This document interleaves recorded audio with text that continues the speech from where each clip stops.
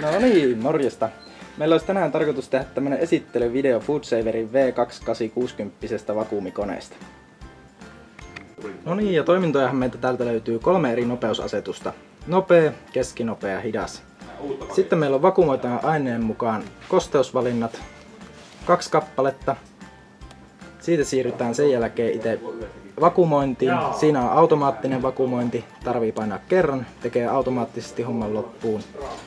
Tuossa on sitten purkkitoimintoa varten, siinä löytyy portti tuosta. Tuossa on pulssitoiminto vakuumointiin, mikä on sitten manuaalinen, eli naputetaan sormella ja voidaan sen mukaan säädellä. Ja tuossa on sitten saumaukseen toiminto. Automaattinen myöskin, valo syttyy ja sammuu sen jälkeen, kun homma valmis. Jes, ja hommahan alkaa meillä, kun meillä on tässä tapauksessa kyseessä putki, niin ihan yksinkertaisesti sillä, että nostetaan luukku ylös, putki on asetettuna sisään meillä valmiina täällä. Otetaan siitä reuna esiin ja nostetaan tää portti ja vedetään siitä sitten pussia läpi. Tuossa meillä on leikkuri, mikä toimii vetää molempiin suuntiin. Ja tää meidän tehtävän pussin kokohan ratkee sillä, että minkä kokoinen tämä meidän vakuumoitama kappale olisi. Tässä tapauksessa otetaan ihan kohtuureilusti ja asetetaan tuohon ja ei muuta kuin kiskastaan naps homma poikki. Sen jälkeen meillä on tässä putkesta tehty pussi. Homma jatkuu sitten sillä, että meidän täytyy saumata tämä kappale toisesta päästä alkuunsakin. Eli asetetaan tuohon noin.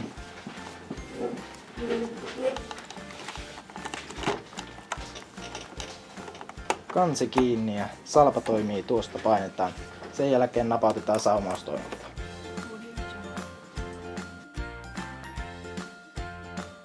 Kone rupeaa lämpenemään ja se ilmoittaa sen merkkivalolla. Ja tuossa meillä on sitten saumauksen tulos.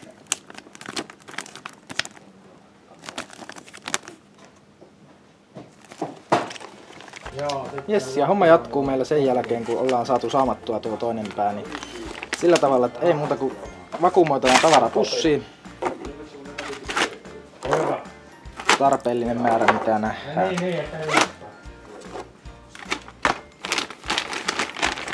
Siellä meillä on nyt mureet sisäpileet. Sen jälkeen asetetaan avonainen pää kohti kourua. Sinne imeytyy kaikki kosteus, mitä on ollut tuolla lihoissa sitten. Kansi kiinni ja sulkuu.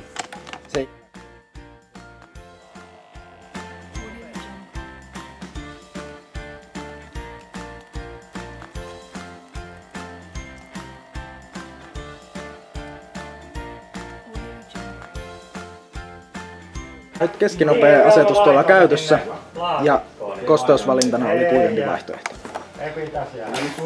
Salapa auki, kone on lopettanut hommansa ja sen jälkeen meillä on valmis vakuumoitu setti.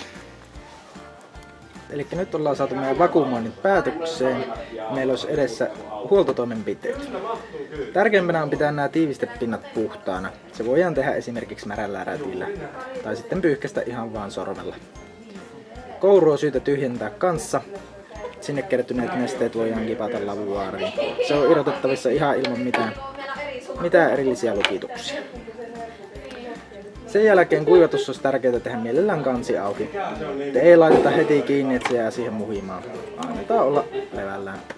Laitteen kuivattua meillä on säilytyksen kannalta muutama tärkeä pikkuasia. Eli ei muuta kuin kansi kiinni ja salpa keskiasentoon. Silloin jos virtajohto on irti seinästä, niin ei missään nimessä siltikään käännetä tätä salpaa tänne pohjaan. Silloin se painaa näitä tiivisteitä. Eli salpa keskiasentoon voidaan säilyttää näin laakatasossa tai sitten tuolta nappia painamalla kääntää se pystyasentoon, jolloin se vie paljon vähemmän tilaa. Menee kätevästi keittiökalusteiden päälle.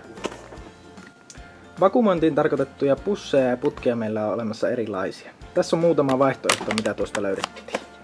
Eli on olemassa 28 senttiä leveitä, kertaa 5 metriä pituus ja 2 rullaa per paketti.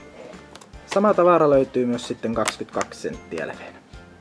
Pusseja on olemassa kanssa 2 eri mittaa, 28 kertaa 40 senttiä ja 22 kertaa 30 senttiä.